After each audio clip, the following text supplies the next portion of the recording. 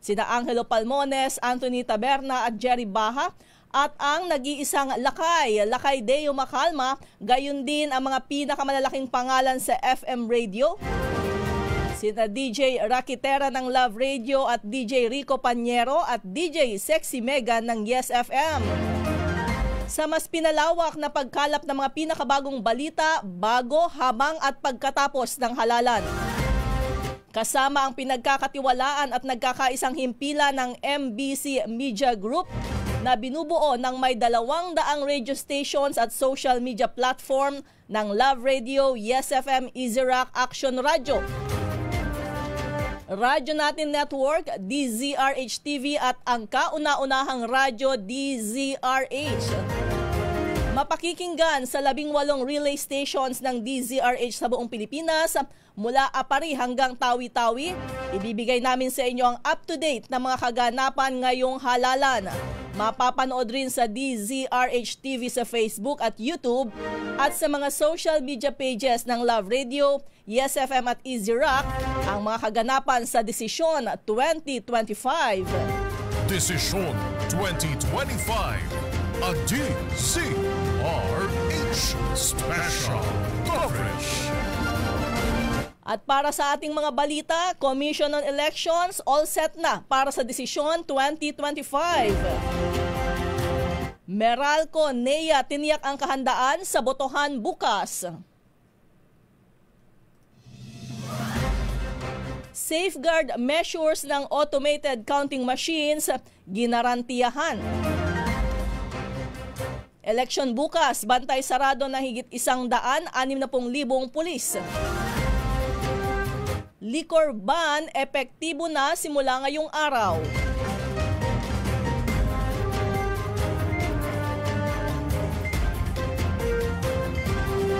Sa detalye ng ating mga balita, naihatid na sa mga treasurer ng bawat munisipalidad at syudad sa buong bansa ang lahat ng gagamiting balota para sa 2025 national at local elections. Ayon kay COMELEC Chairman Attorney George Garcia, ang mga treasurer ang responsable sa pagdidistribute nito sa mga guro. Para sa malalayong lugar, mas maagang dadalhin sa mga voting place ang mga balota. Desisyon 2025, a DZRH Special Coverage. Naka-full alert ang Manila Electric Company para sa 2025 midterm and local elections. Ayon sa Meralco, naka-standby ang mga crew at tauhan nito para sa higit 3,000 polling at canvassing centers na sakop ng franchise area. Nakahanda ring i-deploy ang higit 160 generator sets at 470 floodlights sa mga strategic area sakaling magkaroon ng issue. Tiniyak ng Meralco na ininspeksyon nito ang mga gagamiting presinto bago pa man ang araw ng botohan bukas. Desisyon 2025.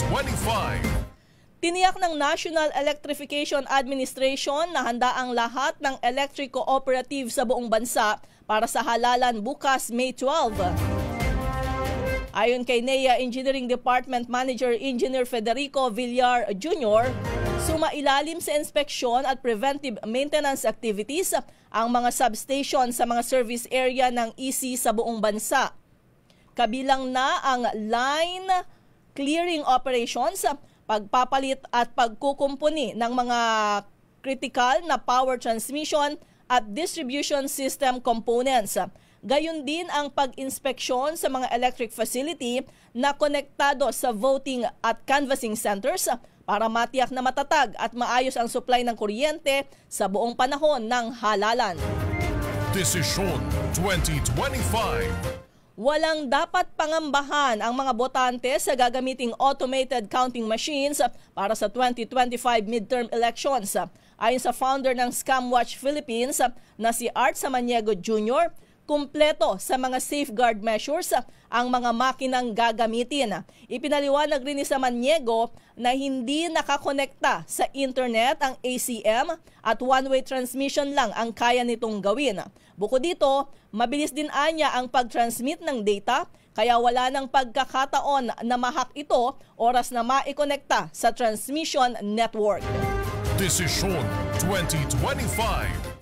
Tiniyak naman ng pambansang pulisya na handa itong tumugon sa eleksyon pero mananatiling non-partisan o hindi sasawsaw sa politika. Sinabi ni PNP spokesperson Police Brigadier General Jean Fajardo na nakakalat na ang higit 163,000 tauhan sa buong bansa. Bukod pa rito ang higit 3,600 pulis na magsisilbing Special Electoral Board members na nailipad na sa Bangsamoro Region. Hanggang nitong May 5, 370 ang natukoy na election areas of concern kung saan 35 ang nasa red category. Desisyon 2025. Walang namomonitor na seryosong banta sa seguridad ang Philippine National Police kaugnay ng national at local elections. Ayon sa PNP, sa ngayon ay generally peaceful ang election period pero hindi sila nagpapakampante at patuloy ang intelligence gathering. Nananatili naman sa 40 ang validated election-related incidents kung saan 26 ang violent at 14 ang non-violent. Base sa record, karamihan sa validated violent election-related incidents ay naitala sa Bangsamoro Autonomous Region in Muslim Mindanao at sinundan ng Cordillera Administrative Region. Desisyon 2025. Simula na ngayong araw ng linggo ang nationwide liquor ban o isang araw bago ang desisyon 2025. Paalala ng COMELEC, tapos na rin dapat ang pangangampanya ngayong May 11.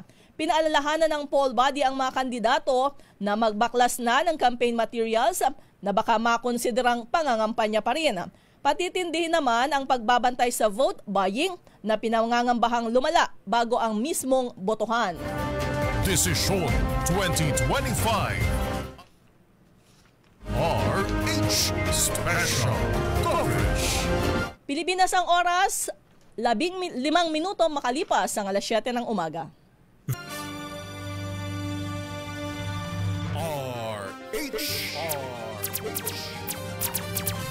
Pilipinas ang oras, alas 7:22 ng umaga. Desisyon 2025. A DZRH Special Coverage.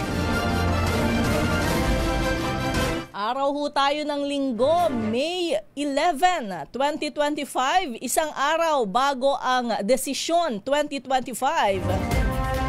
Kung ang Commission on Elections, COMELEC, Philippine National Police, PNP, maging ang Armed Forces of the Philippines, at iba pang mga volunteer groups ay handa na para sa eleksyon bukas. Malamang sa malamang tayong mga botante handa na rin. Tama ba? By this time siguro ay kumpleto na yung inyong listahan ng mga ibobotong kandidato. Yung lista ko, parang 10 lang ang inabot.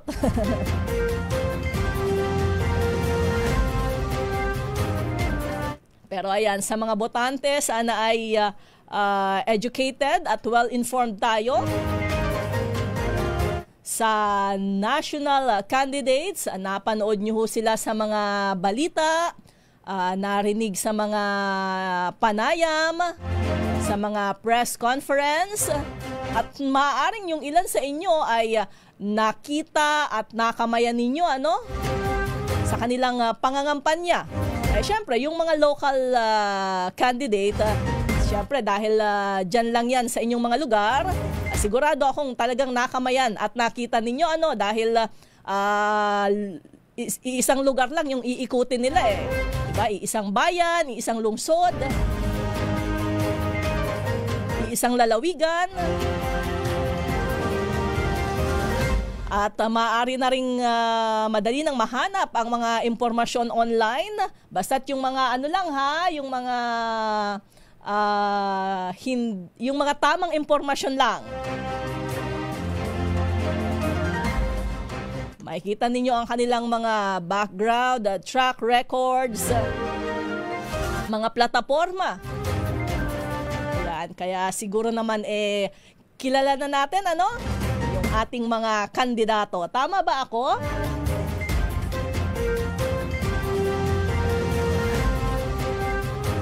Ang panawagan nga ho ng National Citizens Movement for Free Elections o NAMFREL sa publiko ay tumulong sa pagbabantay.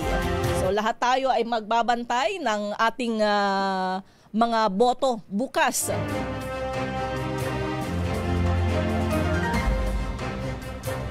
At syempre, lahat ho tayo ng rehistradong botante kailangang bumoto. Huwag niyong sayangin ang pagkakataong ito.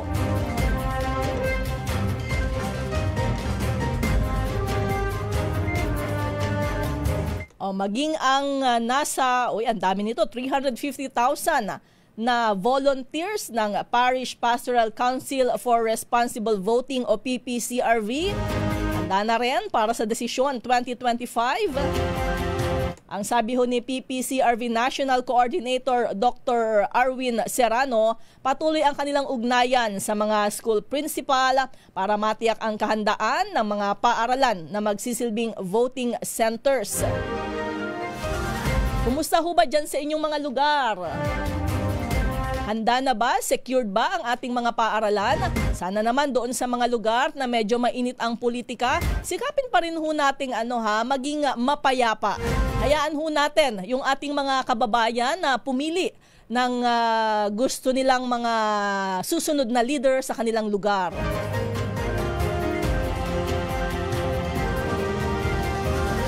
Ang sabi naman ho ng COMELEC, ayan, para sa mga kandidato pa rin, mayroon daw ho kayong 5 araw, ayan, pagkatapos ng halalan para baklasin ang lahat ng campaign materials.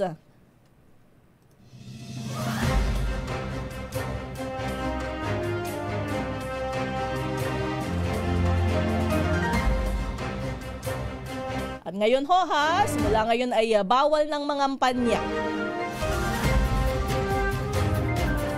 Baka mayroon pang mga nakapaskil na campaign material na pwede na hong simulan na magbaklas at kasama ho pati sa social media.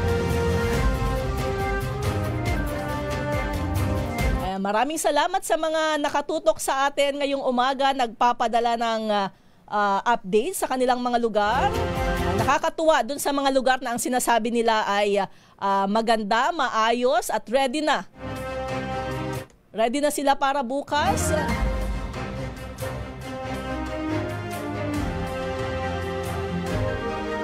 Wala daw tanda ng kaguluhan. Diba? Sasabihin ng ating mga kababayan sa lahat ng lugar na sana all, ganyan. Para naman ho dun sa mga disqualification cases, ang sabi ho ng COMELEC ay target yan na ma-resolve hanggang June 30. Kaya ho dun sa mga nababalita, may mga ulat na mayroong mga disqualification cases, hindi pa ho sila disqualified pero may mga kaso. At yan ay re-resolbahin hanggang June 30 daw ng COMELEC. Ang binabanggit ay nasa 50 kandidato. At nako, karamihan sa mga ito ay dahil sa hindi pagsunod sa tamang sukat ng campaign materials. Kaya umpisa pa lang, 'di ba? Paulit-ulit ang pagpapaalala ng COMELEC sa mga bawal. Kasi 'di ba, sayang, paano kung kayo pa yung nanalo? Tapos madi-disqualify naman kayo dahil hindi kayo sumunod dun sa patakaran.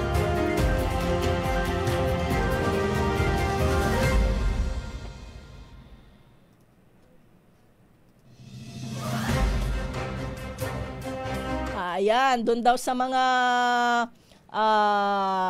pre-election survey. Actually, hindi ho lahat ng pre-election surveys ay reliable. Nakita naman ho natin yan doon sa mga nakaraang eleksyon dito sa Pilipinas. Na hindi eksakto, yung lumalabas hindi eksakto doon sa mga nakita natin sa survey. Kaya sa ating mga botante, muli hindi porket sila yung sikat. Sila yung nangunguna sa mga survey. Yun na yung susundan natin na sa pagboto. Hindi ho ganon. Kasi yung ilan sa ating mga kababayan, talagang may mga kababayan tayo na gusto ko sana ito kaso wala namang tsansa na manalo ito. Kaya nga ho. Diba? Kung naniniwala kayo na karapat dapat, kahit pa hindi yan sikat, iboto natin. Kasi kung ganun lagi ang ating katwiran, talagang walang mababago. Ano ho? Desisyon 2025, a DZRH Special Coverage. Maya-maya aalamin natin ang mga ilan pang mga paghahanda, updates. Sa iba't ibang lugar, nakatutok ho ang buong pwersa ng DZRH at MBC Media Group sa ating special coverage kaugnay ng Desisyon 2025. Pilipinas ang oras, 7:30 ng umaga.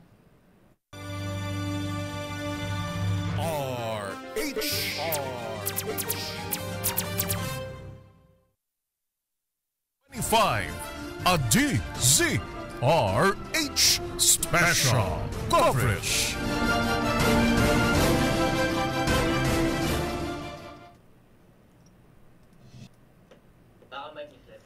Ayan. Okay na? Desisyon 2025, a DZRH Special Coverage. Ayan, tinatanong ko yung mga kababayan natin kung handa na ba para bukas. Ano ba ang mga dapat nating tandaan kung talagang handa na tayo? Alam nyo na ho ba ang inyong presinto? Diba? Para mas mabilis yung pagboto bukas. Dahil maaari yung i-check ang inyong polling precinct sa pamamagitan ng Precinct Finder. Yan, para walang aberya. Bukas, araw ng halalan.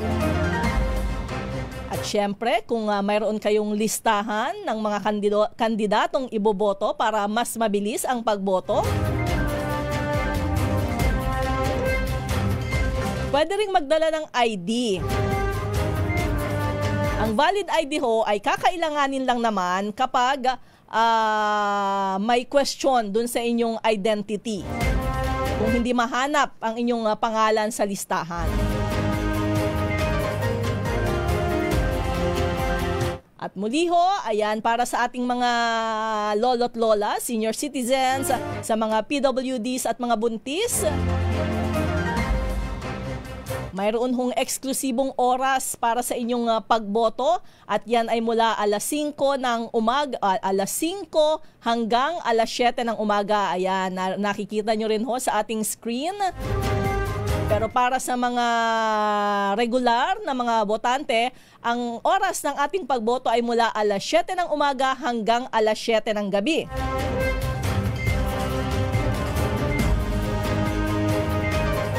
Pagdating sa presinto, sasabihin nyo lang kung ang inyong pangalan sa electoral board.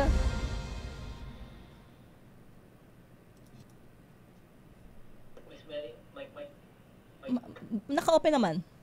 Okay lang. Nawawala yung...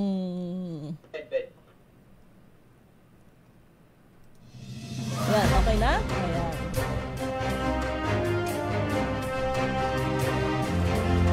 Okay. Nasaan na ako? Sa pagkuha ng balota. Ayan, pagkatapos makumpirma ang inyong pangalan sa listahan ng mga botante, bibigyan ho kayo ng balota, ng ballot secrecy folder at marking pen. Ayan, dun ho sa pagmarkahan ng ating mga balota, isi-shade yung bilog dun sa gilid ng pangalan ng kandidato. Hindi ho yan i-cross at hindi lalagyan ng check ha, isi-shade. At para dun sa mga kandidato sa national, ayan, sa pagkasenador, 12 lang ho ha, wag susobra. Pwedeng kumulang pero wag susobra.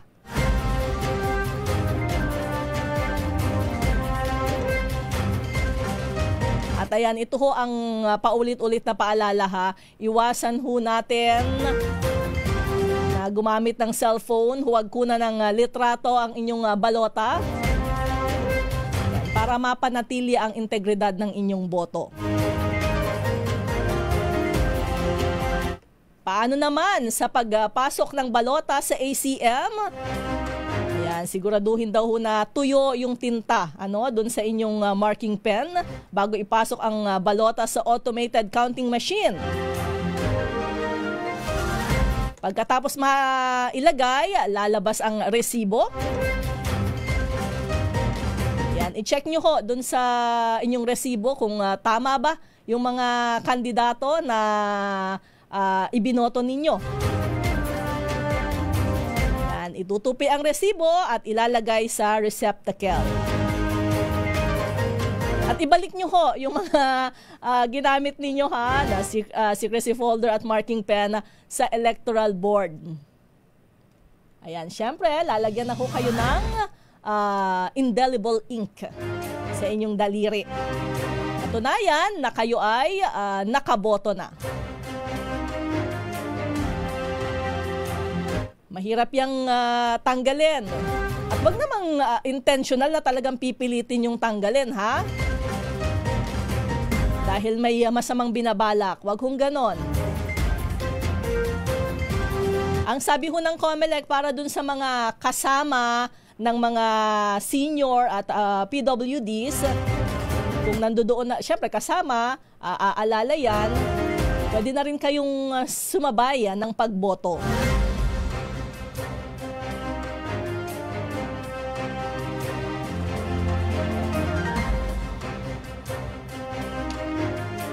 Ang Philippine Red Cross ho ay mayroon ding mga volunteer na nakadeploy sa iba't ibang panig ng bansa sa buong bansa. Ayan, kaugnay nitong Desisyon 2025 bukas. At nasa higit 2,000, 2,260 volunteers ang kanilang ipakakalat kasama ang 28 emergency vehicles, higit 100 foot patrol unit at 51 mobile unit. Para daw matiyak ang ligtas, maayos at mapayapang halalan. So kung mayroong sumama ang pakiramdam, kung mayroong mga hindi inaasahang pangyayari, ayan, maganda siguro i-check nyo muna kung mayroong malapit dun sa presinto kung saan kayo boboto. Dahil mayroon daw 291 first aid stations at mayroon ding 150 welfare desk. Sa iba't ibang lugar ho yan, sa mga paaralan, maging sa mga mall at iba pang lugar.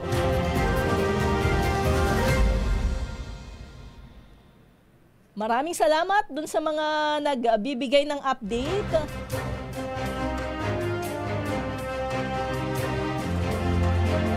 Oho, may liquor ban na ho ngayon.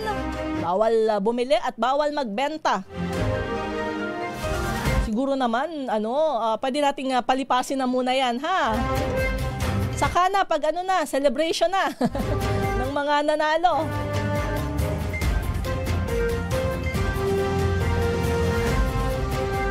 Ayan, karamihan dun sa ating mga kababayan sa probinsya, yung nagpapadala ng kanilang mga mensahe na handang-handa na raw sila, handang-handa na yung kanilang lugar.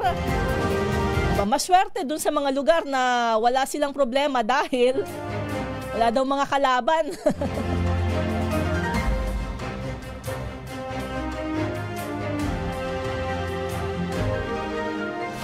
Ayan, maganda naman at ang sabi ng PNP ay wala hong banta sa seguridad para sa halalan bukas. Bagamat syempre naka-alerto sila, hindi sila magpapakampante. Ayan, kumusta ho sa ating mga kababayan dyan sa Marawi? Ang sabi naman ng PNP ay nananatiling mapayapa. Ayan, ang election period dyan sa Marawi. Pero syempre naka-alerto nga sila. Ang Marawi City Hall, sealed and secured. Bantay sarado ang mga election paraphernalia.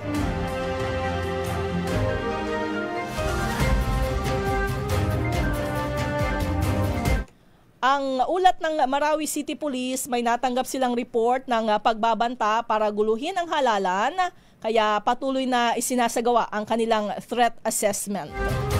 Desisyon 2025, a DZRH Special Coverage. Dito naman sa Metro Manila, nakahanda ang higit 300 sundalo. Ayan, para tiyakin ang mapayapa at maayos na halalan. Ayon kay Philippine Army spokesperson, Colonel Louis De Maala, nasa kabuang 329 na mga tauhan ang itinalaga sa National Capital Region bilang bahagi ng contingency o standby force para sa national at local elections. Ang contingency force ay binubuo ng mga civil disturbance management teams, K9 units, explosive ordnance disposal teams, at mga espesyal na pangkat para sa medical at chemical, biological, radiological at nuclear emergencies. Bukod pa dyan ang 31 military assets gaya ng mga truck at ambulansya na naka-standby sakaling kailanganin sa panahon ng eleksyon.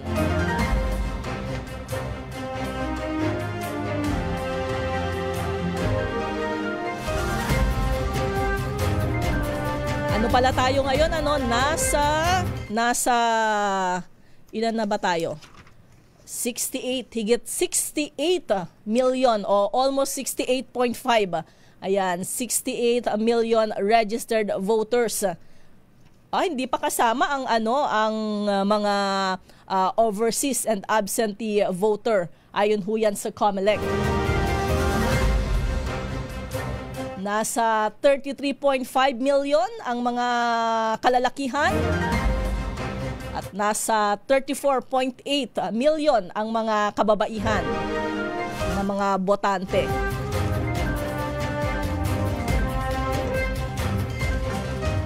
At ilan nga bang posisyon ang pinaglalabanan ngayon? 18,280 mula yan sa senatorial hanggang sa municipal councilors. Siyempre, 12 upuan sa Senado.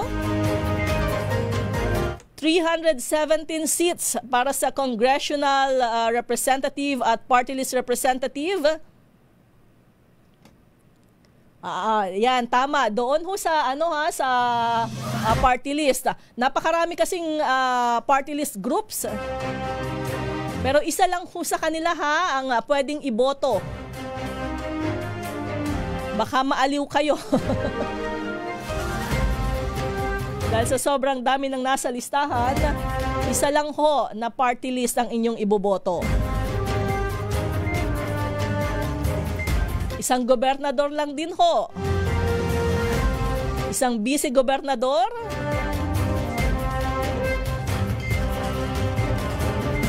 Siyempre, isang mayor, isang vice mayor, di ba?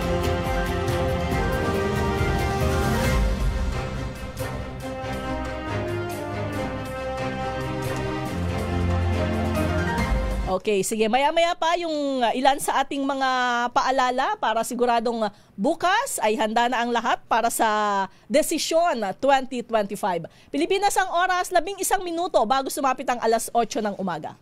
Desisyon 2025, a DZRH Special Coverage.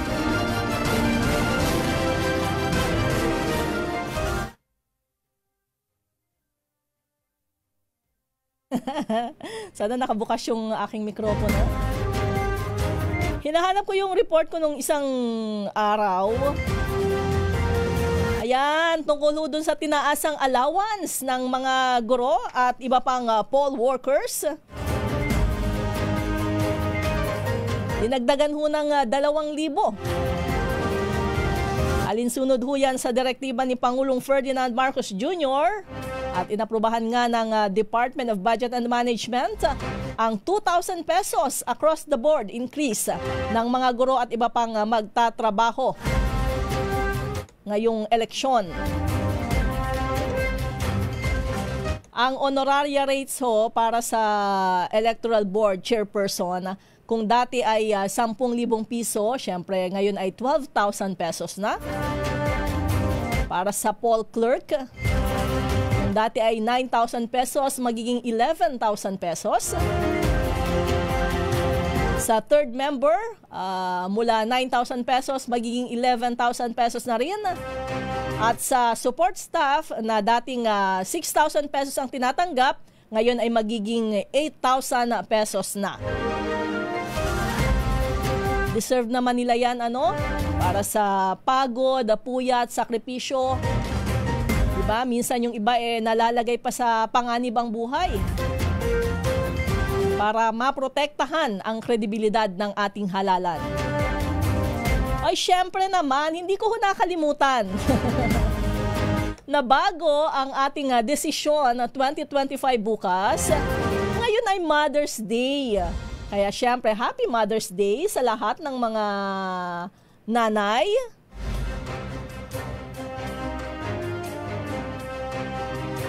Day off si nanay ngayon, ha?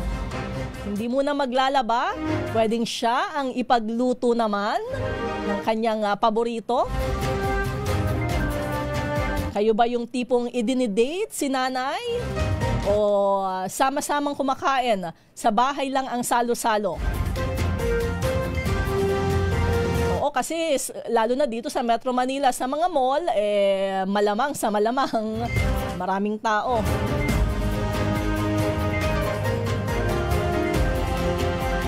Kailan ba ako nag-mall? Nitong nakaraang linggo lang. Parang Miyerkules lang, weekday pa yun, ha?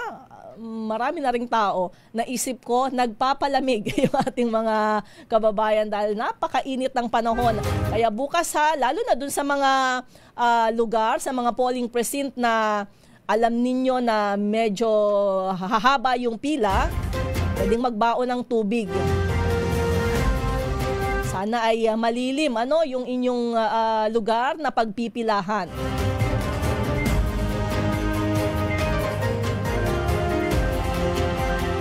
Hindi naman ho. Ayan, tinatanong ni Ateng Lourdes kung may cut-off time ba yung 5 to 7 a.m.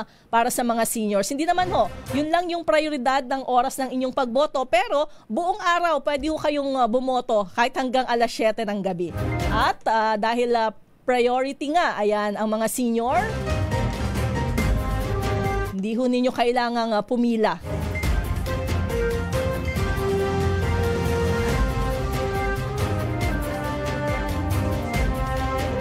Ayan, nako, may mga, sige ha, subukan natin kung, maraming salamat ho sa mga bumabate, ayan, ng Happy Mother's Day. Pagbati rin ho sa inyong mga nanay, sa inyong mga misis.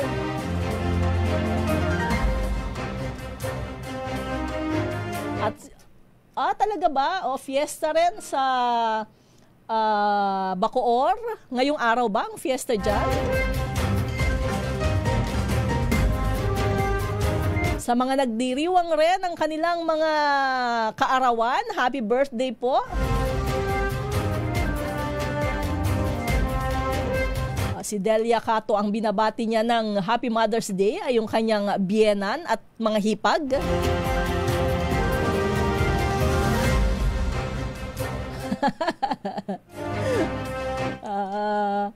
May nag-iimbita, doon daw ako bumoto sa kanila. Ayan, kung saan lang ko kayo nakarehistro ha. Bawal yung kung saan-saan kayo bumoboto. Bumoto kayo sa isang lugar tapos lilipat ng ibang lugar. Nako, illegal ho yan ha. Bawal ho yan. Huwag nating gagawin.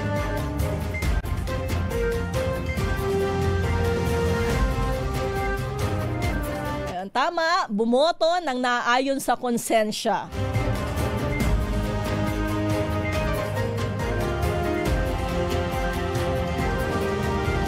Okay, medyo marami-rami yung basta Happy Mother's Day po sa lahat ha. Medyo marami-rami yung nagpapabati sa kanilang mga nanay.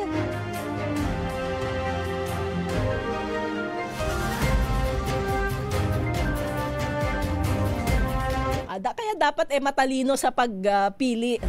Sabi boboto ngayon, vote now, cry later. Depende ho yan sa ating mga iboboto. Ano ho? Kung kayo naman ay naniniwala dun sa mga inilalatag na plataforma, mga programa ng ating mga kandidato,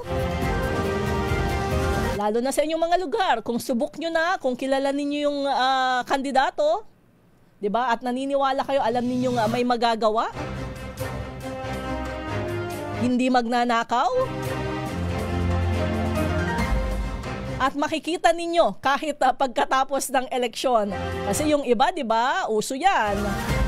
Nakikita nyo lang kapag panahon ng kampanya. Tapos kapag nanalo na, mahirap ng lapitan, hanapin, hindi maasahan. Naku, alalahanin nyo kung bakit napakahalaga ng ating boto. Kasi ang mga mananalong yan, pagkatapos ng eleksyon, yan ang magtataguyod ng inyong kapakanan. Kaya nga 'di ba, siguro paulit-ulit nating naririnig, kailangan maging matalino sa pagpili. Hindi ho ito kailangang idaan sa popularity.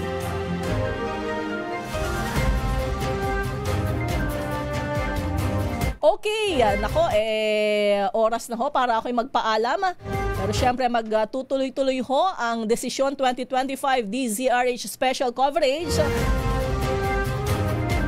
Pero syempre, babati muna ako ng Happy Mother's Day sa aking nanay, si Leonie Narciso dyan sa Katiningan, Socorro Oriental, Mindoro. At kay Mama Obet Lu dyan sa Pinamalayan.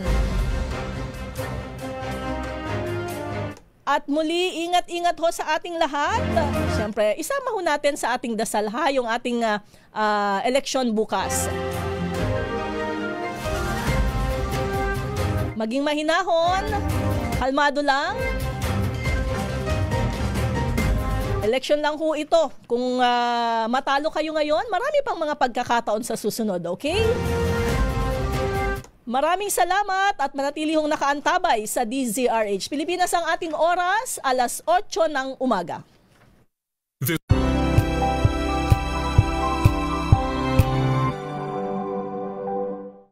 Sa ika-12 ng Mayo, nakatakda ang araw ng botohan para sa 2025 national and local elections.